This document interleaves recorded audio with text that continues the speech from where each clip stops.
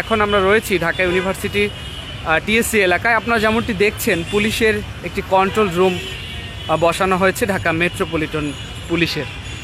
এবং আমরা যদি আপনাদেরকে জানিয়ে রাখি যে আর কয়েক ঘন্টা বাকি রয়েছে ডাকসু নির্বাচনের, এবং এই নির্বাচনকে কেন্দ্র করেই আজকে আমরা যেমনটি আপনাদেরকে দেখানোর চেষ্টা করছি পুলিশের একটি কন্ট্রোল রুম বসানো হয়েছে, যেন আগামীকাল ডাকসু নির্বাচনকে কেন্দ্র করে কোনো ধরনের অপ্রীতিকর ঘটনা এবং কোনো উচ্ছৃঙ্খল ঘটনা যেন না ঘটতে পারে সেটিকে কেন্দ্র করে। আমরা যদি আপনাদেরকে জানিয়ে রাখি এবারের নির্বাচনে 8টি কেন্দ্রে বুথ সংখ্যা নির্ধারণ করা হয়েছে 810টি। সব ভোটার উপস্থিত হলেও এবং গড়ে একজন ভোটার যদি 10 মিনিট সময় নেন তবে কোনো বিঘ্ন ছাড়াই বিকেল 4টার মধ্যেই ভোট গ্রহণ শেষ হতে পারে বলে মনে করছেন অনেকেই। এবং আরেকটি বিষয় আপনাদেরকে জানিয়ে রাখি যে ডাকসু নির্বাচনে এবার মোট 28টি পদে প্রতিদ্বন্দ্বিতা করছেন 471 জন প্রার্থী।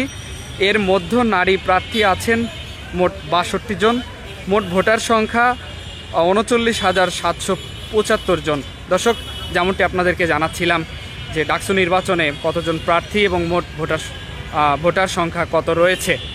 এবং আরেকটি বিষয় জানিয়ে রাখি যে নির্বাচন ঘিরে বেশ কিছু নিষেধাজ্ঞা দেওয়া হয়েছে।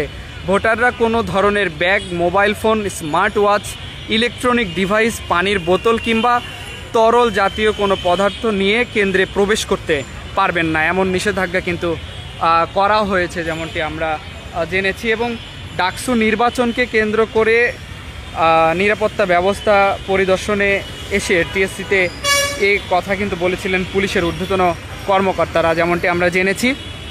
এবং আরেকটি বিষয় জানিয়ে রাখি যে আজকে ভোর 6টা থেকে পূর্ব পরিকল্পনা অনুযায়ী নিরাপত্তা ব্যবস্থা নিয়েছে ঢাকা মেট্রোপলিটন পুলিশ ডিএমপি।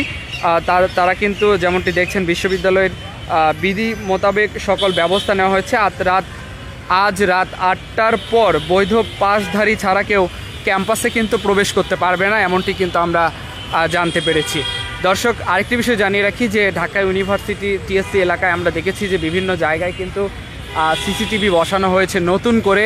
এবং আরেকটি বিষয় এখানে আপনাদেরকে আমি একটু দেখানোর চেষ্টা করব যে এই কন্ট্রোল রুমের ভিতরে রয়েছে বিভিন্ন মনিটর, বেশ কয়েকটি মনিটর রয়েছে যেগুলোতে কিন্তু সিসিটিভি দ্বারা নিয়ন্ত্রণ করা হবে। আইনশৃঙ্খলা বাহিনীর বেশ কিন্তু তৎপর রয়েছে ডাকসু নির্বাচনকে কেন্দ্র করে। এবং ঢাকা মেট্রোপলিটন পুলিশ ডিএমপির এটি কিন্তু ভোর থেকেই তারা তাদের কার্যক্রম শুরু করে দিয়েছে, যেহেতু মাত্র আর কয়েক ঘন্টা বাকি রয়েছে ডাকসু নির্বাচনের। এবং এই নির্বাচনকে ঘিরে কিন্তু তাদের আশা ও প্রত্যাশা রয়েছে ব্যাপক, এবং সেই সাথে কিন্তু রয়েছে আনন্দ উল্লাস সহ তাদের ব্যাপক উদ্দীপনা কাজ করছে ভিতরে।